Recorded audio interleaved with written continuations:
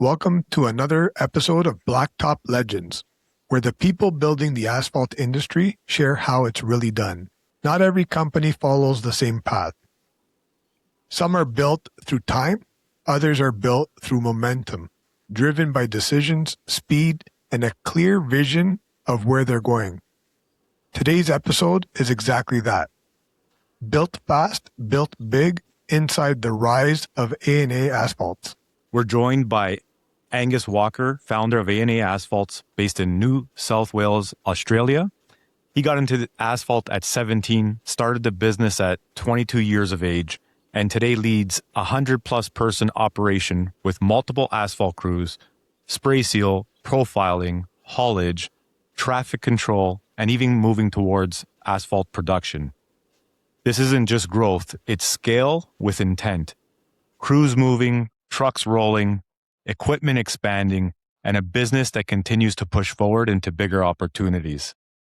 In this episode, we're getting into what it actually takes to build and scale a business like this, from early decisions to investing in equipment, to managing rapid growth, to pushing into bigger projects and new divisions.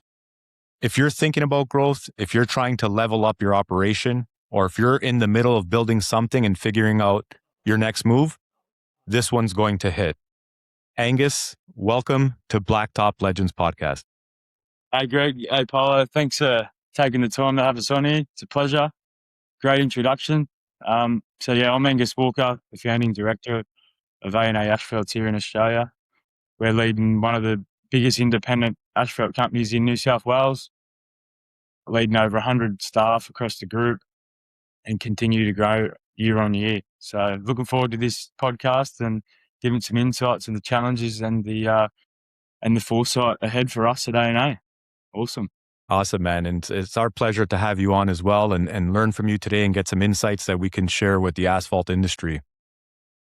So just to get into it now, you got into the asphalt industry at a young age and started ANA when you were only 22 years old. So what was it about the industry that made you go all in and build something of your own at such a young age? So started at 17. The family was doing asphalt, didn't have a business or anything, but they were always involved. So from a young age, I just seen it growing up.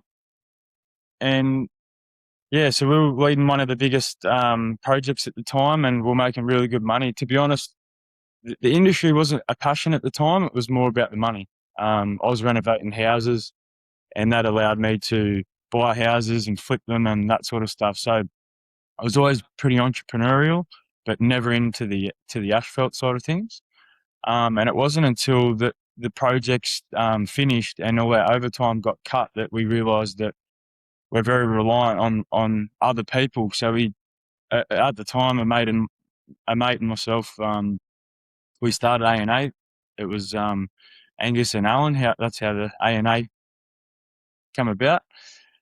So that was that. And we bought a couple of machines, a Bobcat, a couple of rollers, eventually a little paver.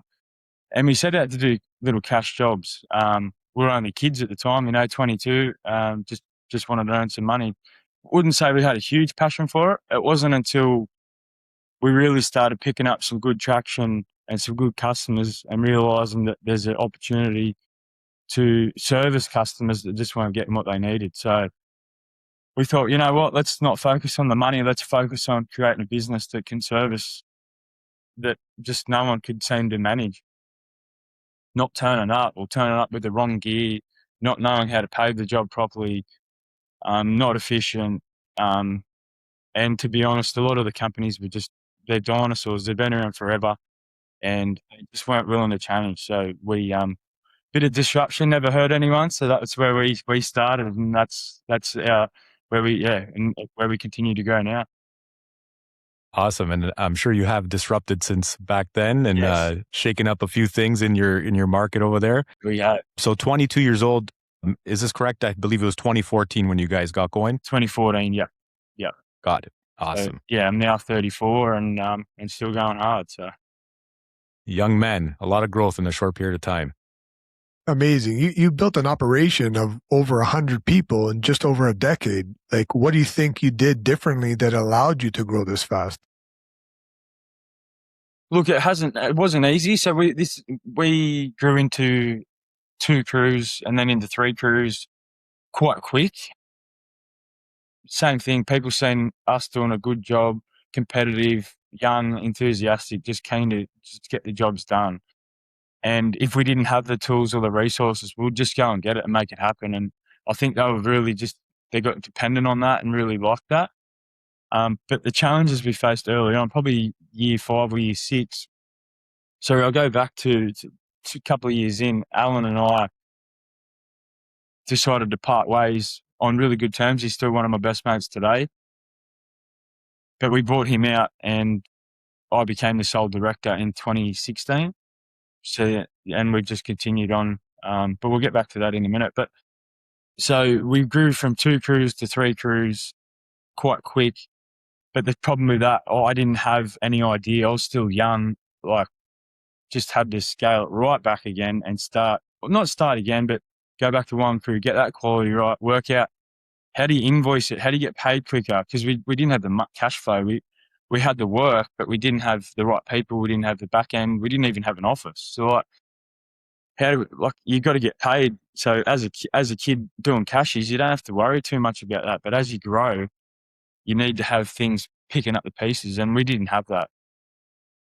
So then we employed some really good people in the back end, in the front end, and all across the board, helping me manage it. And soon realizing that you can't do everything yourself. As much as people say, no one will do it as good as you. As much as that can be true, I also think there's a way that people can actually do it better than you if you've got the right people and you look after them, whether it be financially or, just whatever that may look like, you got to do it together. So that's been the biggest takeaway for me, having the right people and getting their loyalty. Because as we know, there's a lot of opportunity in the world right now to make money quick, and you just got to make sure you try and keep those loyal people as best as you can. Well said. Yeah, and you kind of touched on this, but I was going to ask, like, starting with just a bobcat and a roller, like, what were the early decisions that set the tone for how you run the business today? Probably one of the key decisions was painting our gear purple. I think that was a pretty crazy move at the time. I still don't think there's many purple paving equipment out there in the world, to be fair. And that was like a crazy move. We had a lot of, "Why would you paint it purple? What are you doing? Like, that's, it's a girl's colour and all, whatever." And I said, "You know what? We're gonna try this." Everyone else had their themes and their colours, whether it be white, red, black, whatever it was. But then everyone started to see the purple. I've seen the purple gear. And now, fast forward 12 years, we've got the best wrapped gear around, and everyone knows it, everyone sees it. It's a really strong brand for us now. And then adding it to the social media is almost like a bit of an accident. The wrapping the purple, but I guess it was intentional. If you look at it now, it sort of was intentional, but it's all come together now. And whenever you're talking to people, whether it be in Australia or across the world, they know who we are from our purple gear and the way we maintain our gear. That's probably the biggest key, the biggest inputs I think have made a difference for us now, for sure. Yeah, you guys have an awesome brand. And I think that what you did there early on, thinking to go purple, has really paid off. Yeah. You have beautiful equipment. The way it's wrapped, it really stands out. So for anyone watching, check out their social media, I guess Instagram, TikTok, and everything, ANA Asphalt, and you can see what this brand is all about. It's really phenomenal. Yeah, and the purple definitely stands out because, yeah, you don't see it anywhere. I don't think I've ever seen anything in this industry with purple, but I think that's a cool, catchy way. It just makes people talk. Doesn't matter how they talk, which way they go. If they're think it's crazy or if they think it's cool, that's what you want. You want them talking. Exactly. Yeah. And we had I've seen one other one, I think out in Canada, but the social media presence is not that big, but different. Not exactly the way Angus has his equipment. Yours is a little bit purple, but a little bit more edgy and cool, Yeah. And it's, you get the comments of, if you do a shit job, everyone will know who you are. We're not here to do a shit job, so we don't have to worry about that. Yeah, you're not hiding. Nah, we're out there. So Yep. For people that like haven't seen your operation up close, like what does ANA Asphalts actually look like today in terms of the crews, divisions, and like the overall scale? Yeah. So we've got our core business is asphalt. So that's our core. We've got 3 frontline asphalt crews, which can do basically from potholes right up to airports, whatever needs to be done.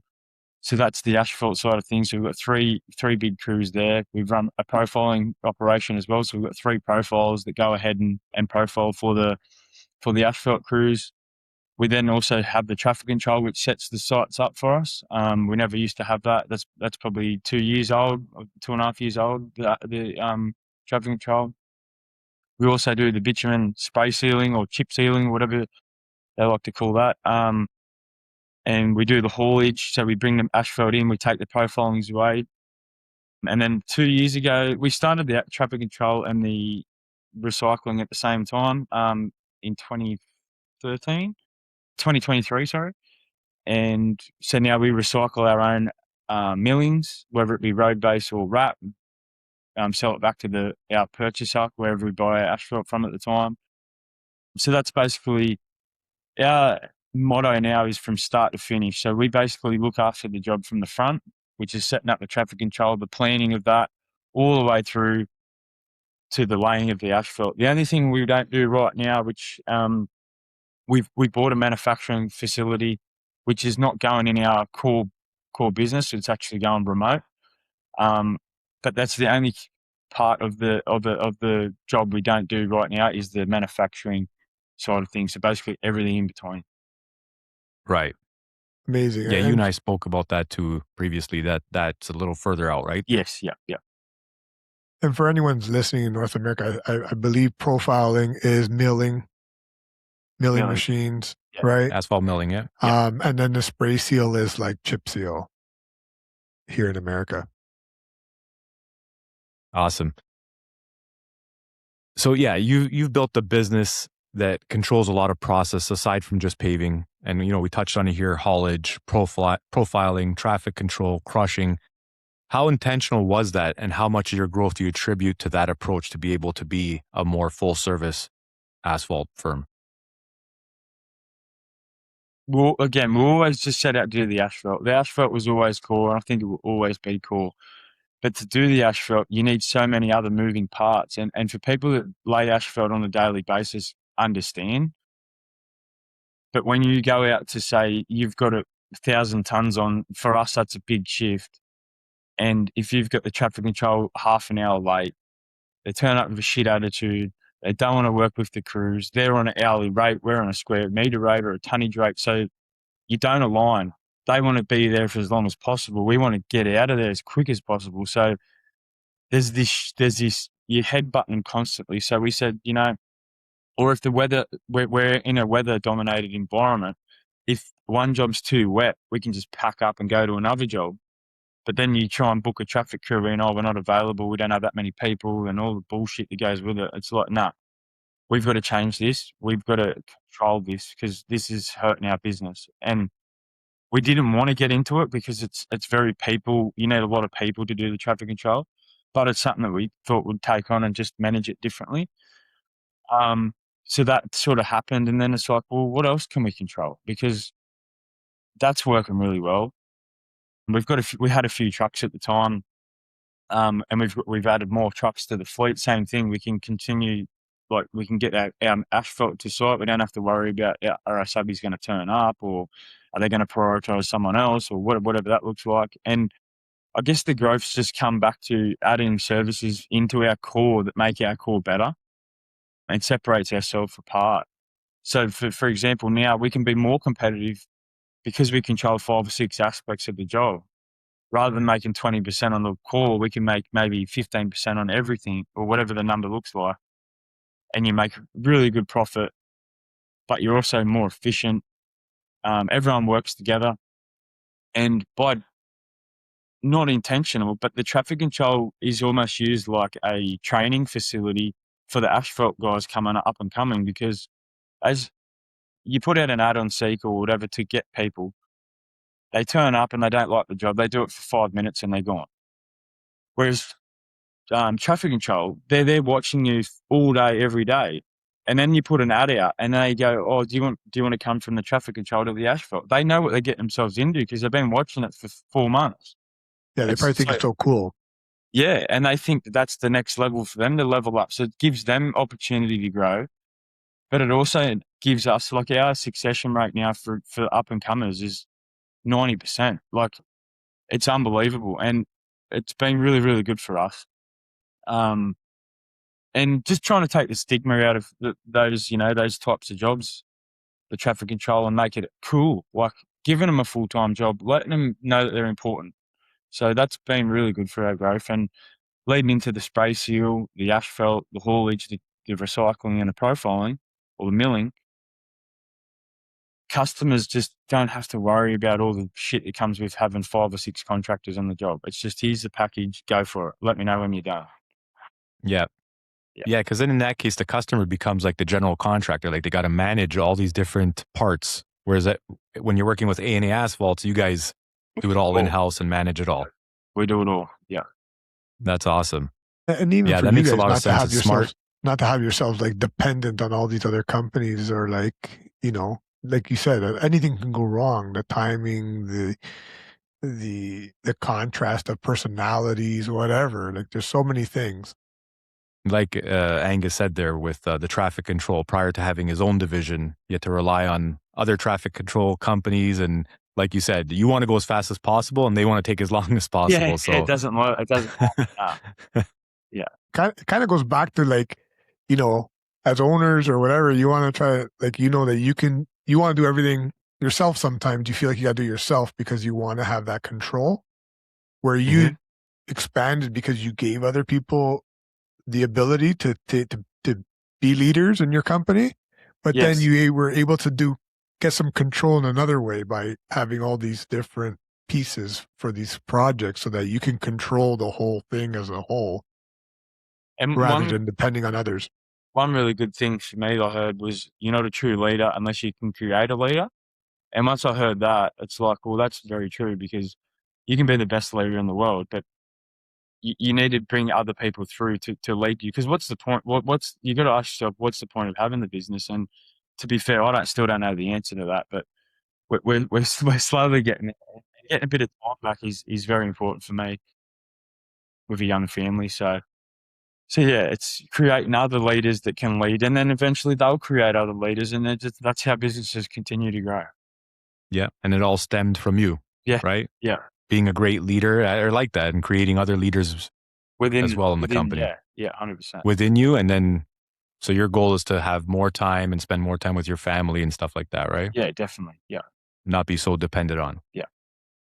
At the current scale that you guys are operating at, efficiency becomes like everything. Like, how do you think about efficiency across the business, and how much does that impact your bottom line?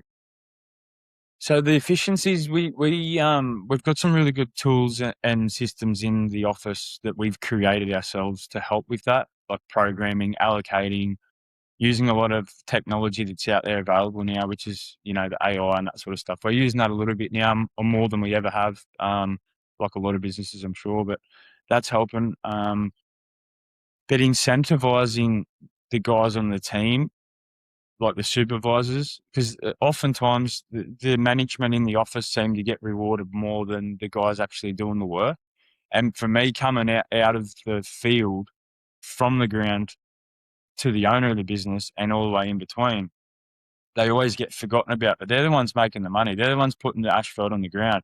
They're the ones working hard. They're working in 40 degrees. They're working in the rain, 14, 15-hour days. They're the ones that can control the clock and the dollars. And I feel like a lot of businesses forget that. And for us, we incentivize those guys just as much, or if not more, than the guys in the office, because without them, it doesn't, they're the front line, and they need to be supported and they need to be looked after. So we've made that a key in our business to support those front line. So we've got a handful of guys, key guys that I consider key guys. Most of them have been here since day one. It's funny, one of the supervisors that supervises our crew, he used to be my supervisor at the company I used to work for. So It's funny how the world works, but Yeah. looking after these guys, and again, understanding that they are leaders, and at one point they need to create them again. So, incentivizing those guys and keeping those efficiencies down has been super, super important. And it wasn't always like that, don't get me wrong. It's like, we just did this awesome job and we lost money. What the fuck's going on? But you've got to make the mistakes. Well, we did anyway. We made these mistakes and understand, well, they can't happen again. So what do? We're not going to fail here. We're just going to learn, and we're going to keep pushing. We're going to keep going. So yeah, efficiencies. Yes, you're right. As you grow, the communication goes through 3, 4, 5, 6, 7 people, and it's slower. It is. So that's why we've got chat groups. We've got all sorts of different tools that we use. So everyone's communicating well. So if I say, if I answer a question, 7 people said the same question and answers. So it's getting straight away. Because if I get that many phone calls, it's not possible for me to answer every phone call during the day. So that's how we've managed to get through that. Yeah. Nice. So those chats help with quick efficiency, quick answers, everybody else jumping in and helping with the situation. Yeah, like in WhatsApp's been a huge tool for us. And even, doing the job for so long, if I see something that may help the guys on night shift, for example, and there's a breakdown or whatever, I'll do a little tutorial for the guys, put it in the WhatsApp chat, and it stays in there. So if they ever get stuck, they can just go through. Oh, I remember he showed me that the other week. Bang. The amount of times, just some simple little videos, and we've all got the tools. It's all free. You just got to sort of put it together. Yeah. Exactly. Yeah, I've heard of, that's great that you guys use WhatsApp for that. And I've heard of other paving companies that do it as well. Some companies I've heard that they have a WhatsApp chat per project and then others by crew. How do you guys do it? Is it like each project has a dedicated WhatsApp chat, or you guys have different crews? And we run sort of groups. So we'll have like a transport group, which will have all the trucks, the allocator, and the tip person on the job site, so they know where the trucks are at. And then we've got like the management chat. So I guess it's different tiers. You've got like the crew, you've got the supervisors, you've got management, you've got traffic control. It's sort of grouped into different groups, not so much project specific, but more person specific. Yeah. Like departments and stuff like that. Yeah. Yeah. Awesome. So things like communication, incentivizing the guys so that, they want to pull for the company and be as efficient as they can.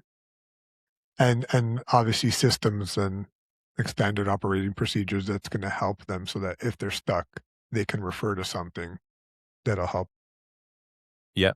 And I love that you guys thought of that to incentivize the guys out in the field, because like you said, they are the front line. And, a lot of people think, you got to incentivize the sales rep, the estimator, the guys that are closing deals, that are bringing in the money, but who's the guys doing the work? You got to incentivize them just the same.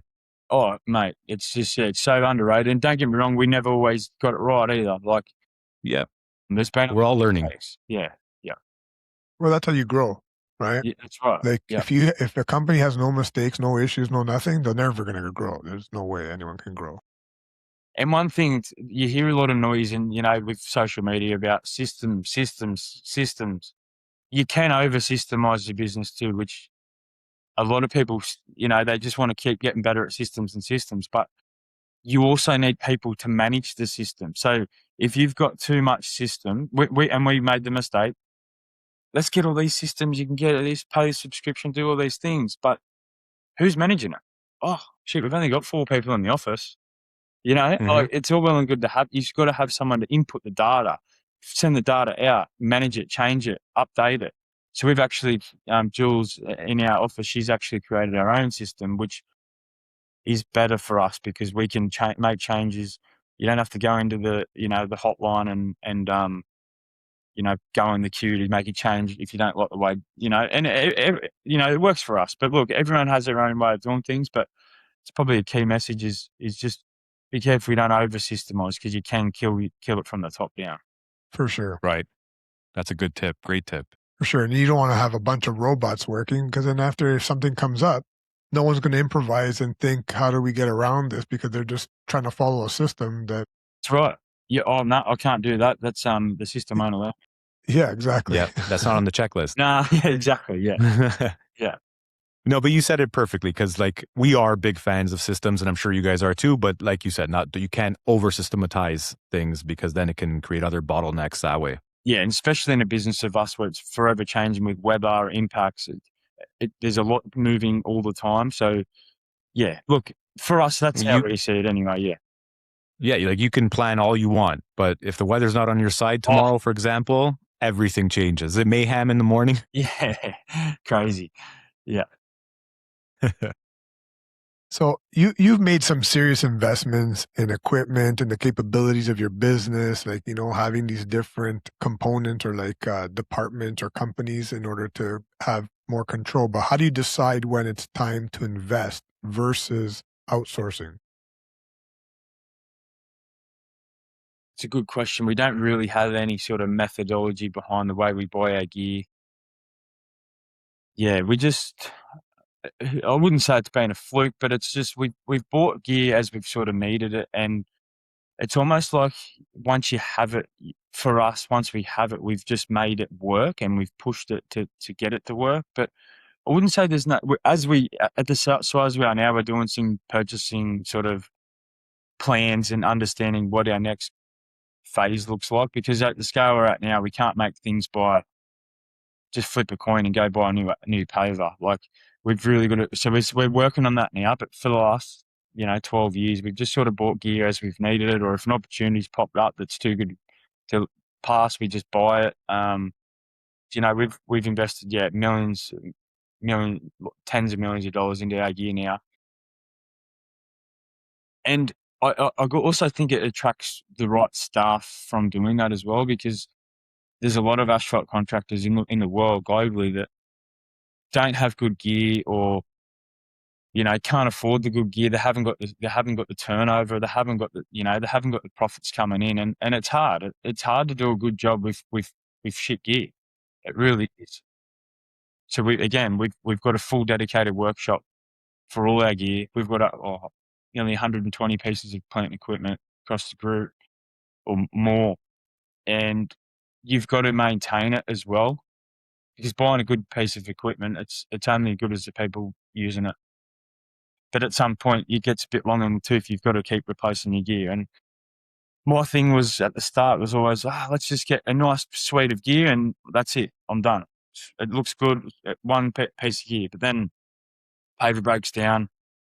It does, a show-stopping breakdown, and you need backup gear. So you buy another one, and then next thing you know, you've got two crews. So you buy another one, and then you need another one because you need a backup. You need a wheel machine for certain jobs. You need a track machine for certain jobs. You need, I don't know how 6 foot, 8 foot, 10 foot machines on tracks, wheel. There's so much that goes. So now we've just got a suite of gear that can do footpaths to airports, on wheels, on tracks, high compaction screeds, like all different stuff that again sets us apart. And just getting utilization out of that gear is important. So that's what we do. Yeah, try and focus on that for sure. And having all that gear eliminates downtime. Yes. If something does break down, you have backup. Like you said, you have different crews now, so you have to keep buying gear. And you also said that it attracts people that want to work with you because they see that it's either new or well maintained.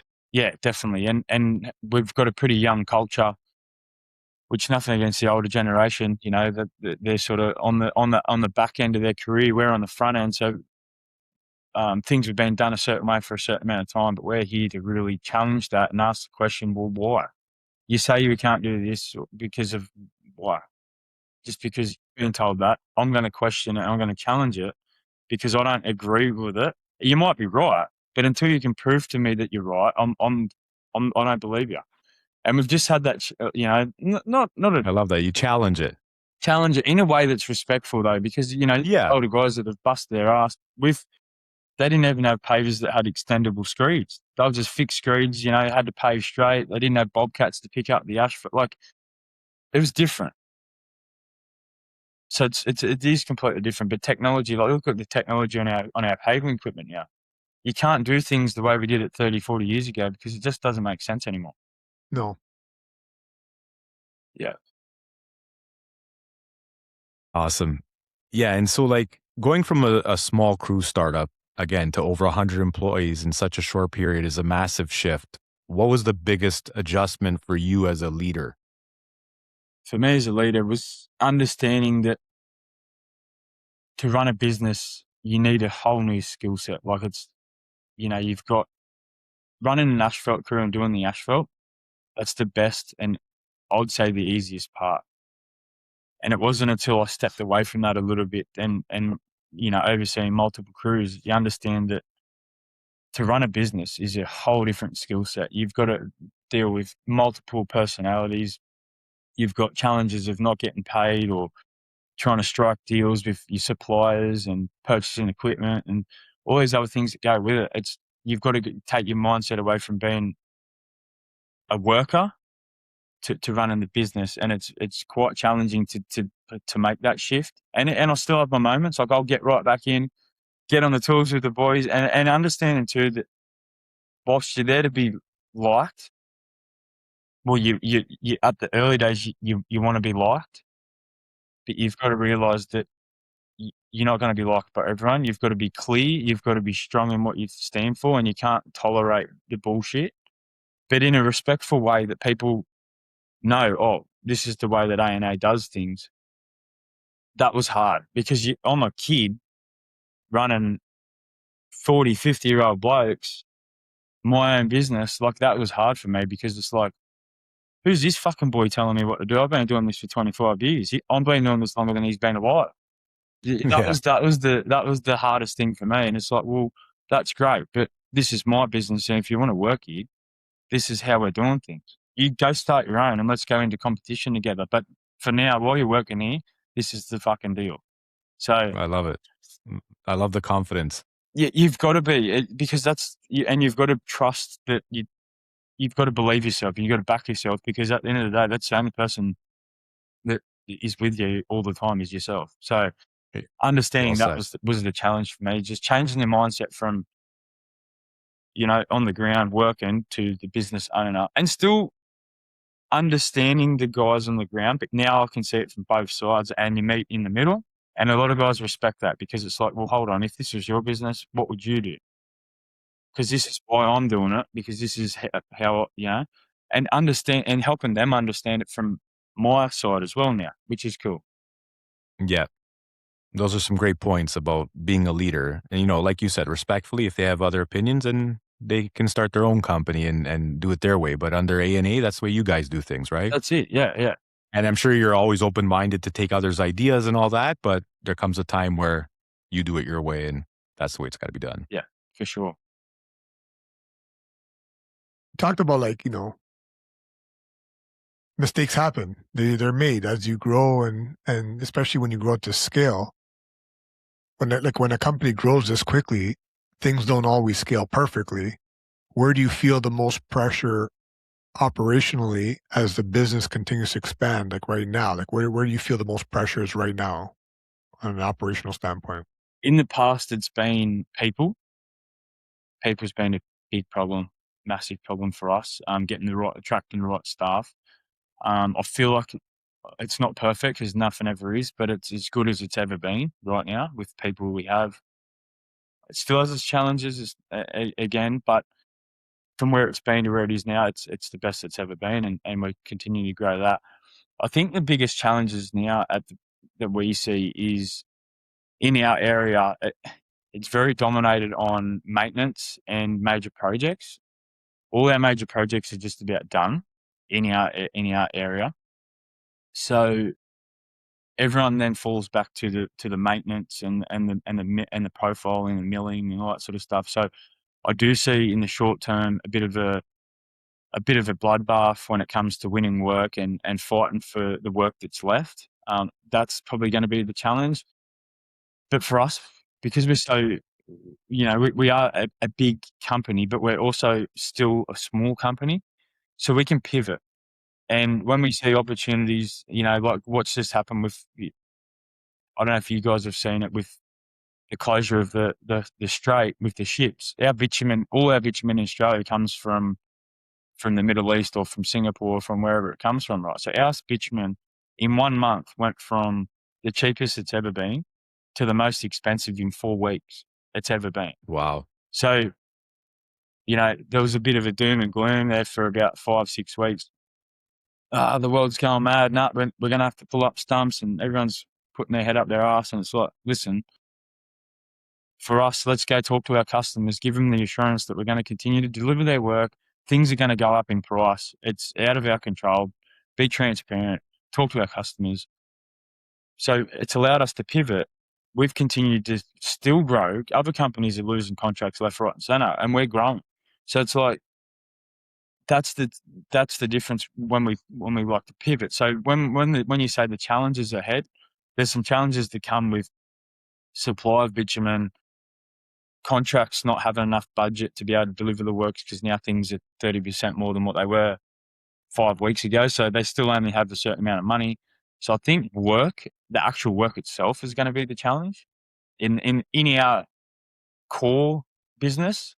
And that leads me on to the next thing is why we've gone out of region to build another branch is then so we don't rely heavily on one area. I think that's a risk. I see it as a risk as a business of our scale. So we're trying to de-risk it, which starting an asphalt plant is risky for sure, but doing nothing is riskier, is in my opinion. Yeah, I think so. Exactly. Getting comfortable in your own service area. Yeah, no good. Like you said, things change, and then what?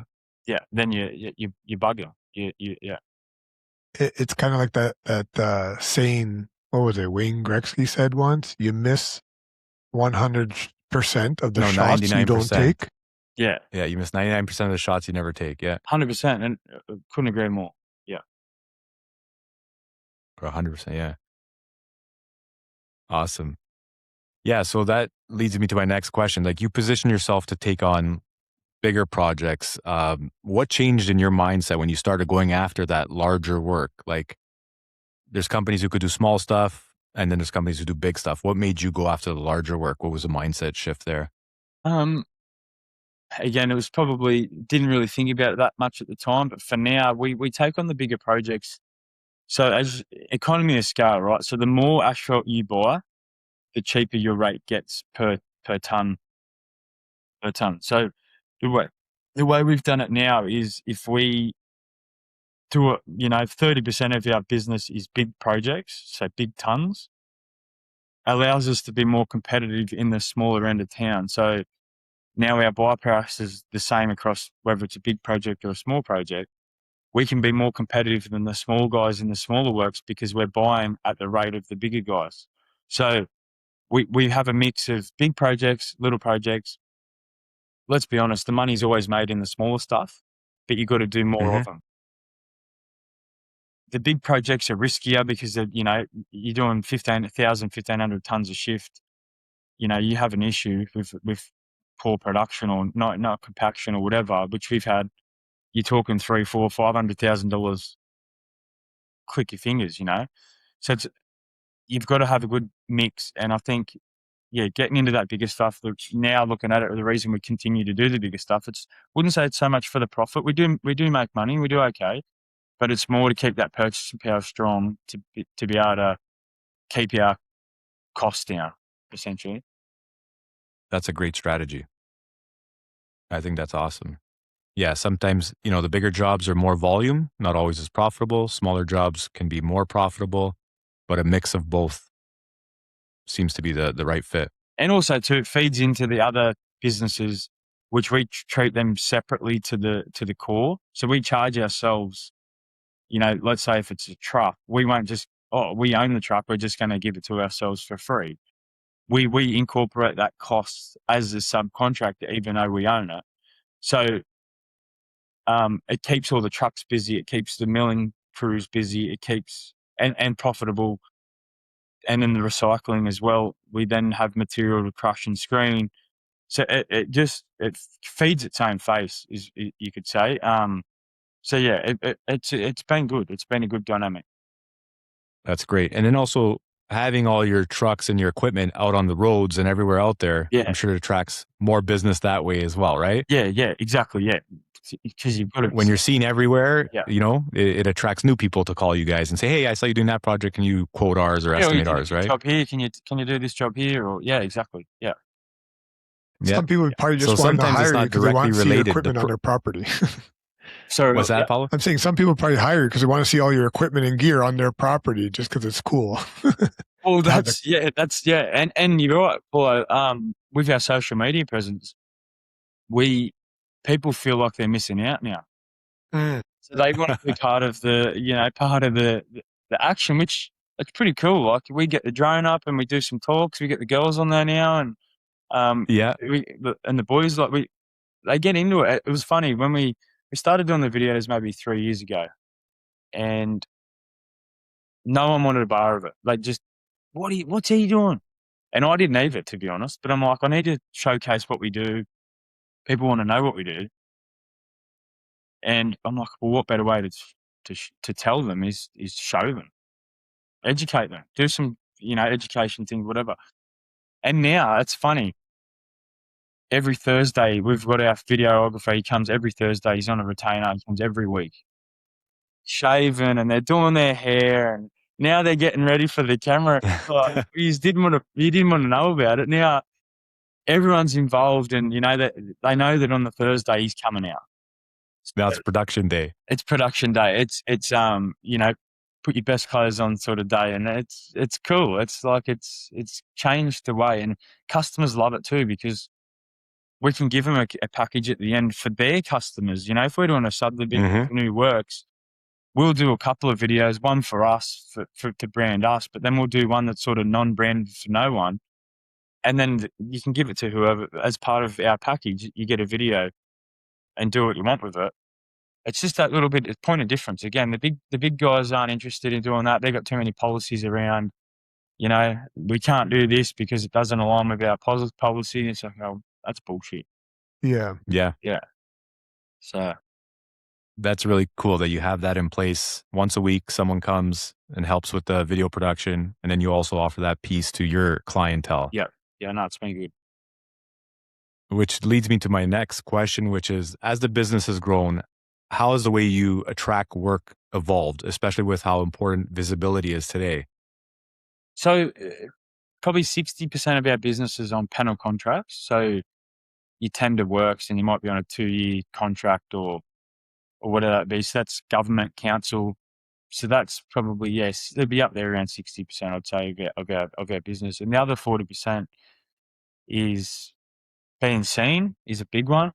Having good quality gear parked around town, and when the gear's picked up, there's not shit laying everywhere, leaking oil and all that sort of stuff. Because people think, right, anyone you talk to think of asphalt is filthy, rotten, dirty.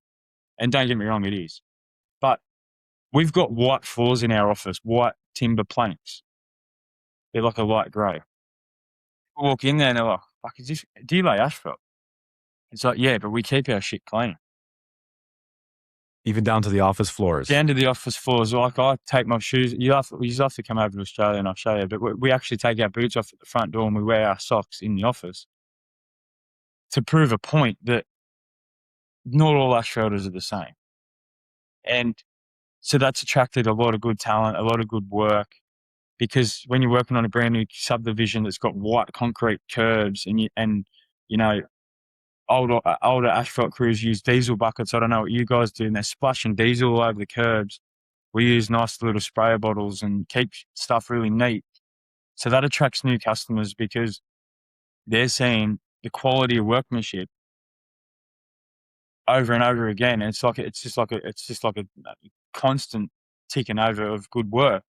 And don't get me wrong, we've made some plenty of mistakes, and we do still make mistakes. We get caught in the rain. We get a bad load of asphalt. One of the boys has had a bad day, forgets to turn the water on the roller and rips the things happen. And I'm not going to say we're perfect because we're not, but we get in, we fix it.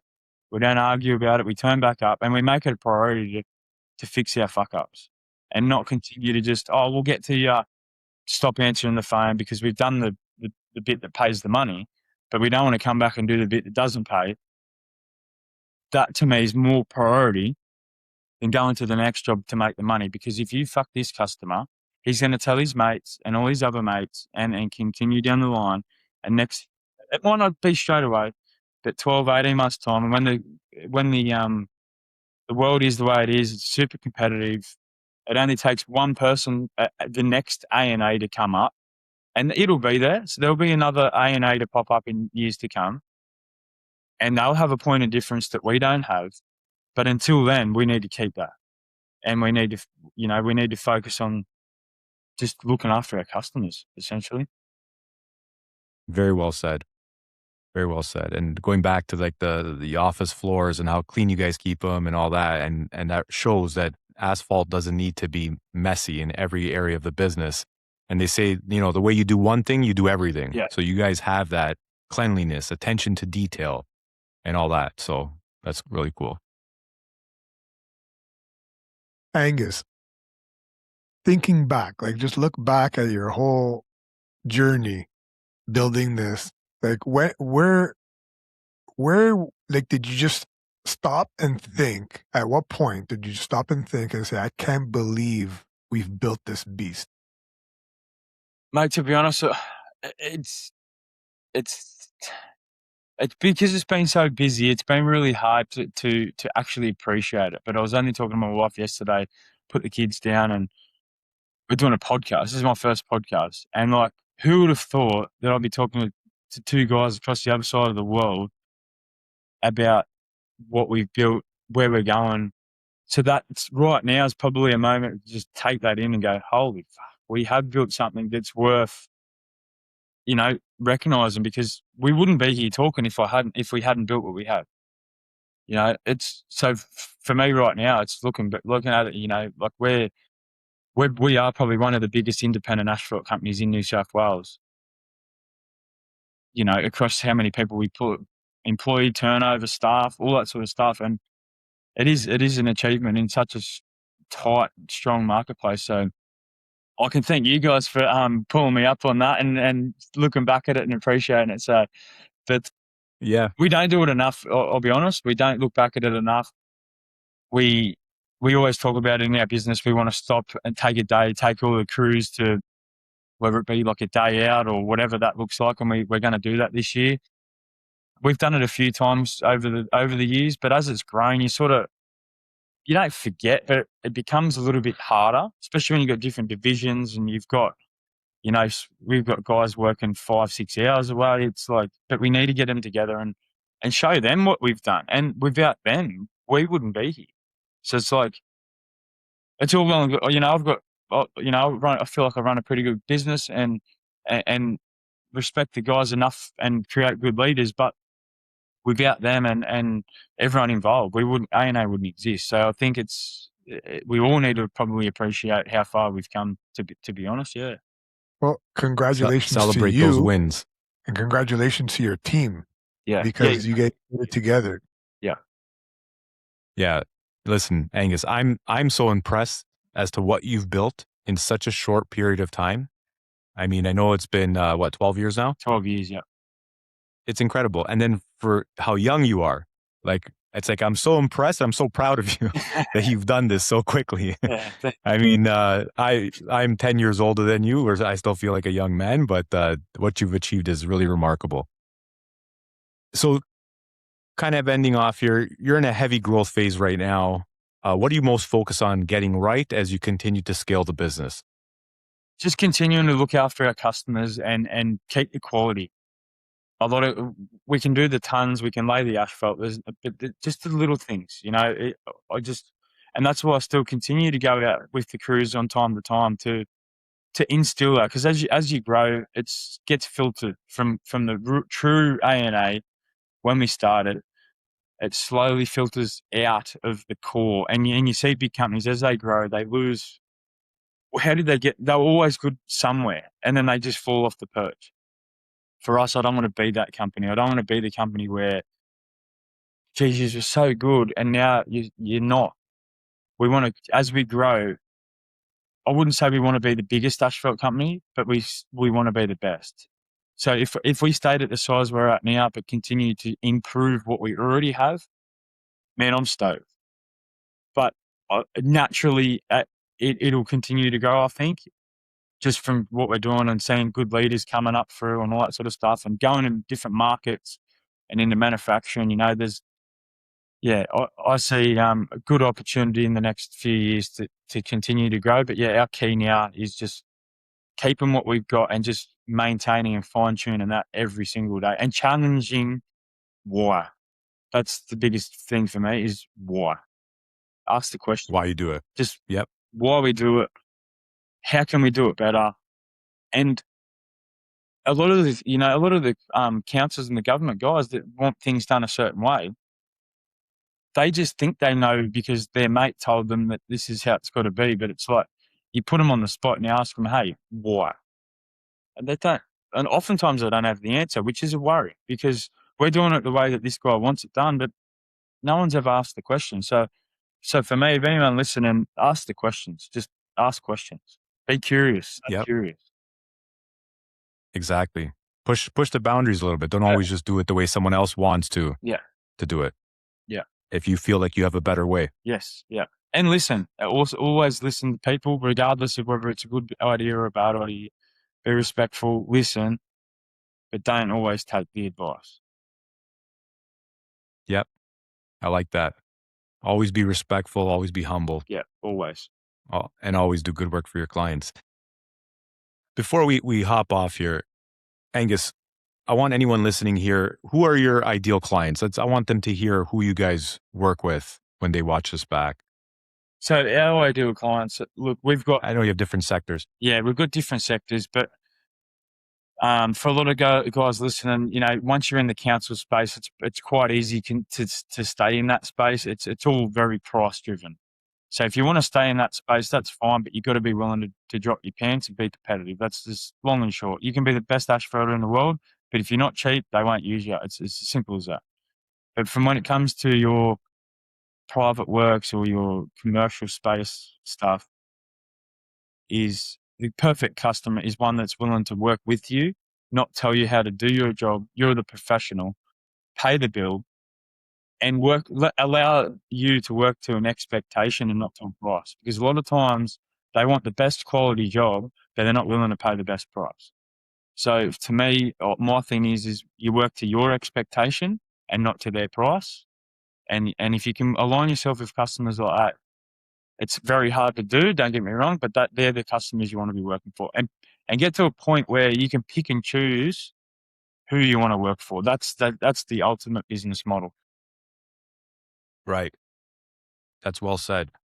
Yeah, so kind of filtering through who you want to work with and even having a constant flow of like leads coming in so that you can have a choice of who you want to work with as well, right? Like sorting through the jobs and stuff like that are coming to the table. And that's right. And having some sort of a way of attracting people in. So whether it be social media, I'll be honest, I never was a fan. Even to today, I'm still, but I know how important that is for our business. I know these podcasts, I know all these different things now, how much they can generate leads or even trust. Because at the end of the day, you want to trust who you're working with. And, you know, hopefully I've opened some people's eyes in this podcast, and they can trust me now, like to ask questions or whatever, and build that reputation through trust and just do the right thing. Turn up when you say you're going to turn up. If you make a mistake, fix it.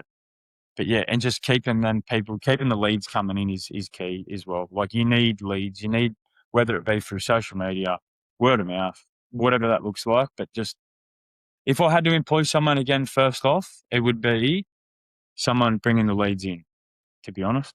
Bringing the like leads sales in. type thing. Because for me, we would work 3 or 4 days and then have 3 or 4 days off because I was the one running the crew, but then I'd have to go and chase the work.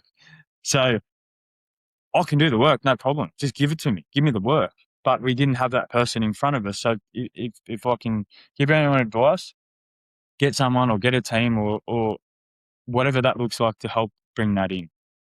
Yeah. Right. Yeah, I agree. That's great advice. Absolutely. What a journey. And thank you for taking us on this journey today. Like that's amazing insight.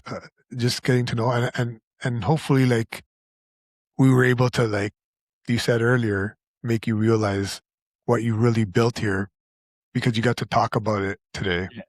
No, it's from been the awesome. beginning. No, it's been a good journey. It's had its ups and its downs, but mate, let me tell you, I wouldn't change it for the world. So, and to thank you guys for taking the time and allowing me to share the story. Hey, man, it was our pleasure. Thank you for your time and sharing it.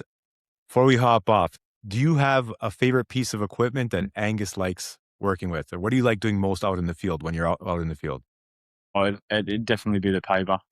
Not The operating the paver. paver, but on the level on yeah, just watching the finish just come to life is just, there's nothing like it. Yeah. Yeah. Yeah. It, Laying down that mat. Laying down that it's, mat. it's almost therapeutic. It's just, yeah, it's something about it, and then the smell of it. I'm a bit weird like that. I just, Yeah. you get a I like nice the hot smell of it paver, too. I love it. and you're like, here we go, boys, we're on. Yeah, It's game time. it's game. You smell that? Yeah, you smell You that? smell that? That's we're on. Yeah, We're working here. we're here. Yeah, Angus, thank you so much. We really appreciate you, and we can't wait for everyone else in the industry to hear this about ANA Asphalts. So awesome. Thank you, fellas. Thank all the you. best, my Thank you for friend. joining us. Thank you.